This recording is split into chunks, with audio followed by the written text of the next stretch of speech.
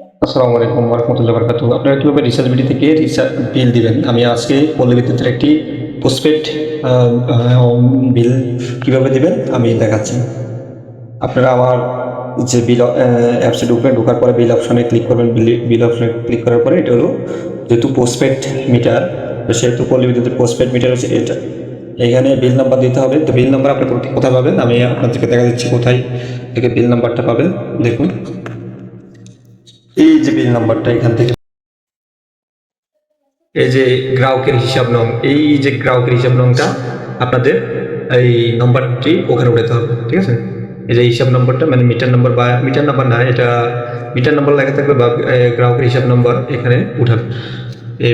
এই হিসাব নম্বরটা এখানে উঠাবেন, যেমন 104304। তারপরে দেখুন, দেখুন মিটার নাম্বারটা আবার দেখুন, পরে আপনার 869 এবং 3857। এরপরে বিল অ্যামাউন্ট, যেমন বিল অ্যামাউন্ট এবার দেখবেন।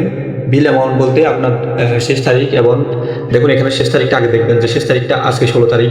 আজকে তো 16 তারিখ না, এখানে দেখবেন যে 16 তারিখ শেষ তারিখ। তাহলে এর আগে যদি আপনি পরিশোধ করেন তাহলে 317 টাকা পরিশোধ করতে হবে, উপরেরটা, ঠিক আছে? পদই মোট বিল 317 টাকা। আর যদি শেষ তারিখ যদি বিল দেওয়ার শেষ তারিখ হয় তাহলে আপনি নিচেরটা পরিশোধ করবেন 332 টাকা, ঠিক আছে, কর্তন বাবদ। এরপর আপনি কী করবেন? এখানে আমি যেহেতু এখন এই মাসটা করবো, তাহলে 317 টাকা। যেহেতু আমার এখানে দেখুন, আমার এখানে আজকে কিন্তু 5 তারিখ, আজকে কিন্তু আজকে 4 তারিখ, সরি আজকে 4 তারিখ।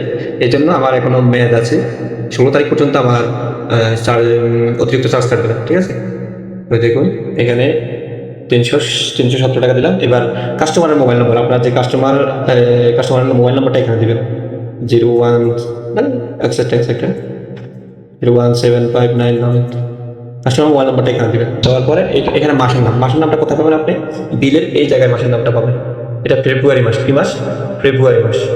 তো ফেব্রুয়ারি মাসটা আপনি এখানে ফেব্রুয়ারি বাংলাতে লেখেন আর ইংরেজি লেখেন, লিখবেন, ঠিক আছে? ফেব্রুয়ারি ফেব্রুয়ারি